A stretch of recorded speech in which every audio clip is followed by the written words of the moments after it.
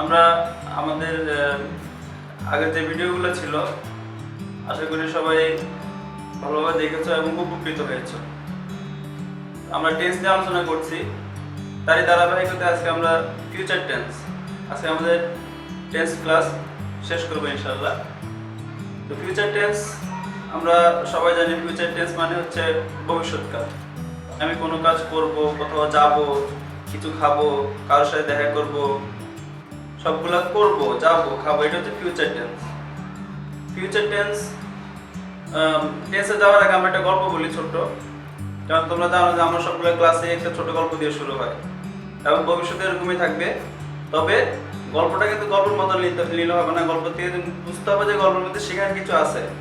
অবশ্যই গল্পটা মনোযোগ দিয়ে শুনতে হবে, কারণ গল্পের সাথে আমার আজকে যে পড়া আছে সেটার অবশ্যই একটা মিল থাকবে। তো সেক্ষেত্রে দেখো, মনে করো এই যে করোনার মধ্যে স্কুল বন্ধ, তোমরা সবাই বাসায় ছিল, সবাই বাসায় ছিল, সব কিছুই বন্ধ। এখন আগামীকাল স্কুল খুলবে, আমি স্কুলে যাব, গিয়ে আমার বন্ধুদের সাথে সবার সাথে দেখা সাক্ষাৎ হবে, কথা হবে। কিন্তু আমার যে বন্ধের মধ্যে যে ক্লাসগুলো অনলাইনে নিয়েছিল টিচাররা, সেই অনলাইন ক্লাসের যে এসডব্লিউ গুলো, হোমওয়ার্কগুলো তোমরা সবাই করেছো? যদি না করে থাকো, না আমি করি নাই, আমি কি করব? স্কুলে গিয়ে বই পড়তে থাকবো, যে আমার পড়াগুলো যেগুলো ছিল সেগুলো পড়তে থাকবো, খেয়াল করবা কথাগুলা। তারপরে কি করবো, যে শিক্ষক আসলে তো আমি তখন পড়তে পারবো না, তাহলে আমাকে কি করতে হবে? শিক্ষক আসার আগে আমি আমার পড়া সম্পূর্ণ করব। তারপর এখন আমার একটা প্ল্যান আছে, যে আমি যে স্কুলে পড়ালেখা করি এই স্কুলটা খুবই ভালো, স্বনামধন্য স্কুল। আমি এই স্কুলে আরো 3 বছর পড়তে থাকবো। গল্পটা শেষ। এখন দেখো আমার এই গল্পটা তোমাদের জন্য আমি এখানে লিখে রেখেছি। আগামীকাল আমি বিদ্যালয়ে যাব, আমি বিদ্যালয়ে বই পড়তে থাকবো, শিক্ষক আসার আগে বই পড়া সম্পূর্ণ করে রাখবো।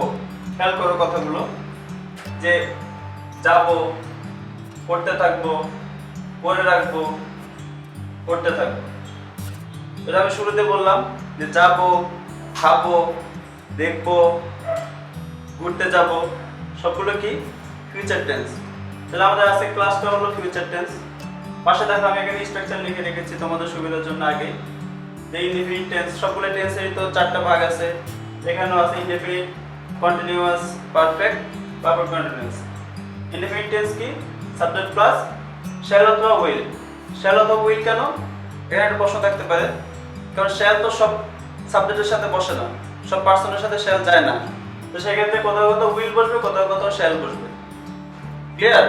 তারপরে V1 মানে প্রেজেন্ট টেন্স, ভার্বের প্রেজেন্ট ফর্ম। আচ্ছা, কন্টিনিউয়াস টেন্স দেখো, সাবজেক্ট প্লাস শ্যাল বি অথবা উইল বি, ওই সেম। যে শ্যাল, যে যাদের সাথে, যে পার্সনের সাথে বা যে সাবজেক্টের সাথে শ্যাল যাবে সেখানে শ্যাল লিখবো, যার সাথে উইল যাবে সেখানে উইল লিখবো। সেজন্য আমরা এটা অবজেক্ট দিয়ে লিখতে হয়, সাবজেক্ট প্লাস শ্যাল বি অথবা উইল বি। তারপর কি বসবে? ভার্বের প্রেজেন্ট ফর্ম বসবে, তার সাথে আইএনজি যোগ হবে। কারণ যখনই আমরা কোনো ভার্বের সাথে আইএনজি যোগ করতে যাব, তখন ভার্বের অবশ্যই প্রেজেন্ট ফর্মের সাথে আইএনজি হবে, অন্য কোনো ফর্মের সাথে কখনো ভার্বের আইএনজি যোগ হবে না। এটা অবশ্যই মনে রাখবে। কারণ আমরা বলে থাকি যে আমাদের যে ক্লাসগুলা, এই ক্লাসগুলোতে শুধু আমি এখানে টেন্স পড়াচ্ছি, শুধু টেন্স না, তোমাকে বুঝতে হবে যে টেন্স থেকে তুমি, এই যে গল্প থেকে যে তুমি কোনো কিছু নিজে থেকে আমরা লিখবো, আমাদের যে ক্রিয়েটিভিটি কিন্তু সবার মধ্যেই আছে। আমরা জাস্ট এটাকে কি করতে হবে? কাজে লাগাতে হবে। আমি স্যার গল্প বললো, আমি গল্প শুনে খুশি হয়ে গেলাম যে স্যার টেন্স শিখলাম। আসলে টেন্স না, তুমি যাতে নিজের ক্রিয়েটিভিটি খরচ করে কিছু লিখতে পারো। একটা মনে করো যেখানে একটা টপিক্সের উপর তুমি 5টা সেন্টেন্স লিখতে পারো, সেইখানে তোমার দক্ষতাটা প্রকাশ পাবে। তারপরে দেখো পারফেক্ট টেন্স। পারফেক্ট টেন্স কি? সাবজেক্ট প্লাস শ্যাল হ্যাভ অথবা উইল হ্যাভ। তারপর অবশ্যই পারফেক্ট টেন্সে B3। পারফেক্ট টেন্স তো সবসময় B3 বসে। B3 বলতে ভার্বের past participle. Then perfect continuous tense, subject plus shall have অথবা উইল হ্যাভ প্লাস বিন। তো shall have been, will have been বলতে পারি আমরা, প্লাস ভার্ব প্লাস আইএনজি, ওই ভার্বের সাথে আইএনজি যোগ হবে। আমি যে গল্পটা দিয়ে শুরু করছিলাম শুরুতে, সেখানে দেখো I will go, I will go to school tomorrow. এই যে আমি সাবজেক্ট প্লাস উইল যোগ করেছি, এখানে তুমি শ্যালও দিতে পারো। আগে হয়তো আমরা জানতাম যে আই এর সাথে আই হচ্ছে ফার্স্ট পারসন, এটার সাথে শ্যাল বসে, শুধু উইল বসে না। কিন্তু এখন আমেরিকান ল্যাঙ্গুয়েজে, আমেরিকান ইংলিশে আই এর সাথে সবই বসে। আই এর সাথে উইলও বসে, আই এর সাথে শ্যালও বসে। কিন্তু হির সাথে তুমি আবার শ্যাল বসাতে পারবে না। হি যেহেতু থার্ড পারসন, সেক্ষেত্রে হির সাথে শুধু উইলই বসে। কিন্তু আই এর সাথে চাইলে তুমি শ্যালও বসাতে পারবে, উইলও বসাতে পারবে। তাহলে I will subject plus shall অথবা উইল, এটা হচ্ছে মূল verb go, present form. I will go to school tomorrow.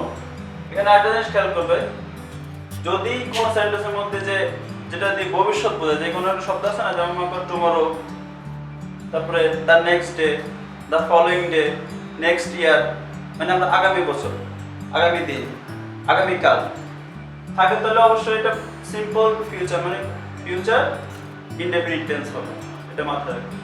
তারপর দেখো, আমি স্কুলে গিয়ে কি করব? I will be reading book in the school. বই পড়তে থাকবো।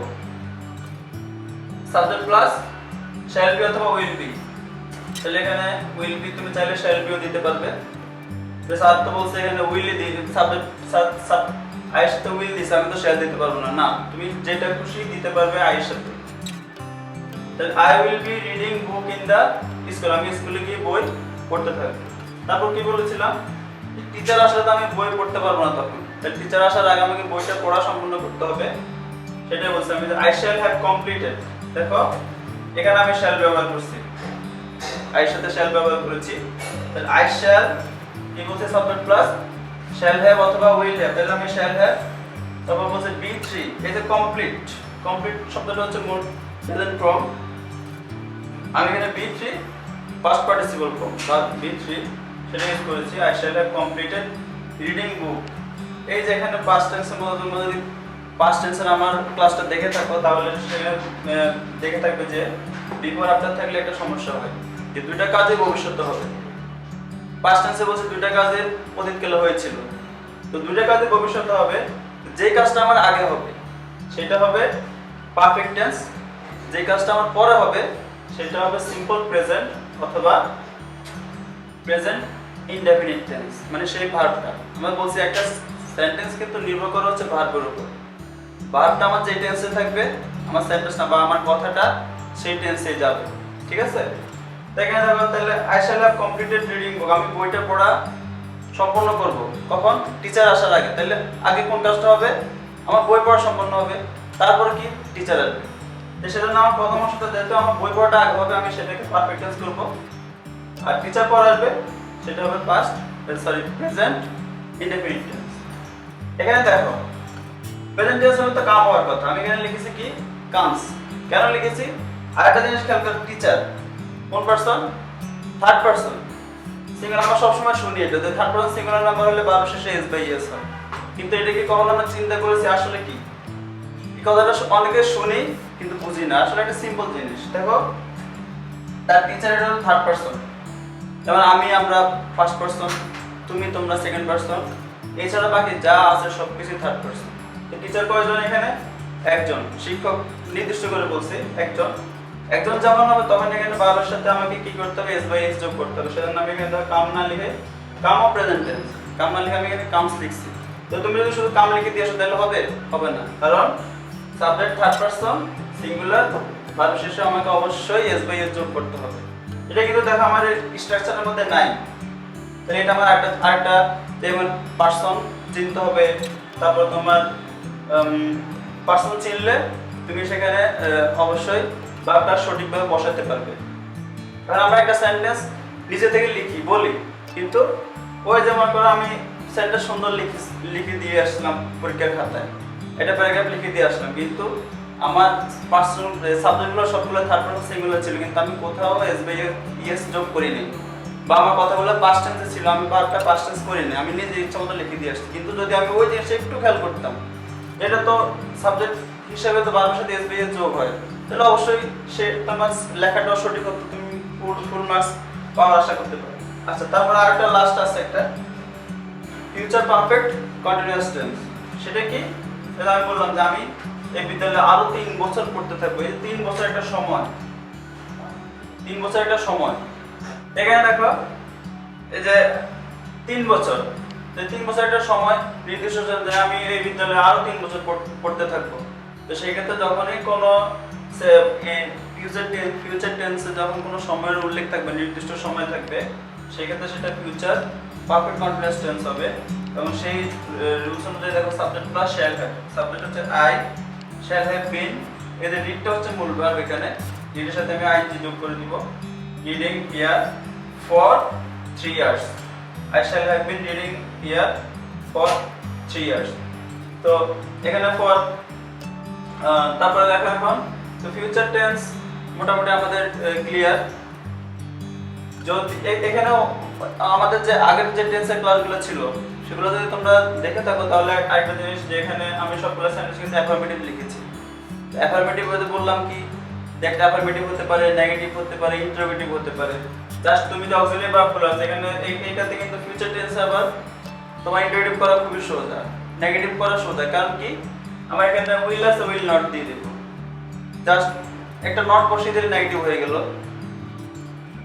I will not be reading, I shall not have, মানে জাস্ট একটা নট যোগ করলে আমার নেগেটিভ হয়ে যাচ্ছে। আবার যখন আমি ইন্টারোগেটিভ করতে যাব ঠিক যে আমার অক্সিলিয়ারি ভার্বটা উইল আছে এখানে, উইল শ্যাল, জাস্ট সেটাকে আমি সাবজেক্টের আগে নিয়ে বসিয়ে দিলে সেটা ইন্টারোগেটিভ হয়ে যাচ্ছে। আমার টেন্সের কোনো পরিবর্তন হচ্ছে না, এখানে জাস্ট সেন্টেন্সটা পরিবর্তন হচ্ছে। তো তোমরা আশা করি এটা খেয়াল করবে অবশ্যই যে একটা কোনো একটা টপিকস কোনো একটা জিনিস নিজে থেকে লেখার সময় যে খেয়াল করবে যে যেহেতু আমার আজকে টেন্সের ক্লাসটা শেষ সেজন্য আমি আবার বলছি যে present tense, past tense, future tense, তিনটা টেন্স যদি তোমরা ভালোভাবে বুঝে থাকো বা নিজে যদি আয়ত্ত করতে পারো তাহলে তুমি মোটামুটি ইংরেজি যে কোনো কিছু তুমি নিজে থেকে লিখতে পারবে। এবং সেটা যদি তুমি একটা টপিকসটাকে গল্পের মতো করে আগে সাজাও, সাজানোর পরে তুমি বুঝতে পারো যে কোন কথাগুলো থাকলে আমার পাস্ট টেন্স হবে, কোন কথাগুলো থাকলে প্রেজেন্ট টেন্স হবে, কিভাবে কথা থাকলে বা কোন কথাগুলো যদি আমি এখানে অ্যাড করি তাহলে এটা কোন টেন্সে আমাকে নিতে হবে। জাস্ট তখনই তোমার এই তুমি একটু কষ্ট করে কি করতে হবে, তোমার রুলসগুলো যে স্ট্রাকচারগুলো আছে ওগুলো মাথায় রাখলে হবে যে আমার শ্যাল উইলের পরে ভার্বের কোন ফর্ম বসে। শ্যাল উইলের পরে অবশ্যই ভার্বের প্রেজেন্ট ফর্ম বসবে, কারণ তুমি শ্যাল উইলের পরে ভার্বের কোনো পরিবর্তন করা যাবে না, হবে না। যদি তুমি ভার্ব শ্যাল উইল লিখছো আবার পাস্ট টেন্স লিখছো তাহলে তোমার সেন্টেন্সটা ইনকারেক্ট হবে। তো সেক্ষেত্রে আবার যদি তুমি এই যে কন্টিনিউয়াস টেন্স দেখো শ্যাল উইল বি, উইল পরে বি দেওয়ার কারণে তুমি এখানে ভার্বটা আইএনজি যোগ করতে পারছো। যদি এখানে বিটা না থাকতো তাহলে কিন্তু এখানে আইএনজি যোগ করা যেত না, বুঝতে পারছো? তো সেরকমই আবার এখানে দেখো হ্যাভ বসছে, এর হ্যাভ শ্যালের পরে হ্যাভ আসার কারণে এখানে ভার্বের পাস্ট পার্টিসিপল করতে পারছো। যদি শ্যাল উইল শুধু থাকে তারপরে ভার্বের অবশ্যই প্রেজেন্ট ফর্ম বসবে। এই কথাগুলো চিন্তা করে যদি তুমি কোনো একটা জিনিস লিখতে যাও তাহলে তোমার জন্য দেখবে অনেকটা যে আগে যে ভুলগুলো হতো, যদি আমার ভিডিওটা সম্পূর্ণটা দেখো তাহলে তোমার এটা তুমি বুঝতে পারবে যে না আমার তো এই জিনিসটা লিখতে গেলে এখানে এরপরে এটা হবে না, আবার শ্যাল উইলের পরে ভার্বের পরিবর্তন হবে না, বা পাস্ট টেন্স হলে কি করতে হবে, কিভাবে কোন কথাগুলো বললে পাস্ট টেন্স হবে, কোনটা বললে প্রেজেন্ট টেন্স হবে, এটা অবশ্যই মাথায় রাখবে। আশা করি ভিডিওটা পুরোটা দেখবে। প্রয়োজনে 3টা ভিডিওই তুমি পাশাপাশি যে ভালো করে দেখে তুমি মোটামুটি জামিনা টেন্স শিখবো এবং এই স্যারের ক্লাস থেকে শিখবো। তো পরবর্তীতে আবার ইনশাল্লাহ আমি যে টপিকসটা নিয়ে আসি না কেন অবশ্যই গল্প নিয়ে আসবো যাতে তোমাদের ভালো লাগে। আশা করি তোমরা ভিডিওগুলা দেখবে, মনোযোগ দিয়ে দেখবে এবং যদি ভালো লাগে তাহলে তোমার ফ্রেন্ডদের সাথে শেয়ার করতে পারো যে স্যারের ক্লাসগুলো ভালো লাগছে। আর যদি আমার এখানে কোনো আরও কিছু জানতে চাও বা কোনো ভুল ত্রুটি থাকে তাহলে অবশ্যই সেটা কমেন্টে গিয়ে আমাকে জানাবে, আমি অবশ্যই সেটা উত্তর দেওয়ার চেষ্টা করব। সেই পর্যন্ত সবাই ভালো থাকবে, গুড বাই।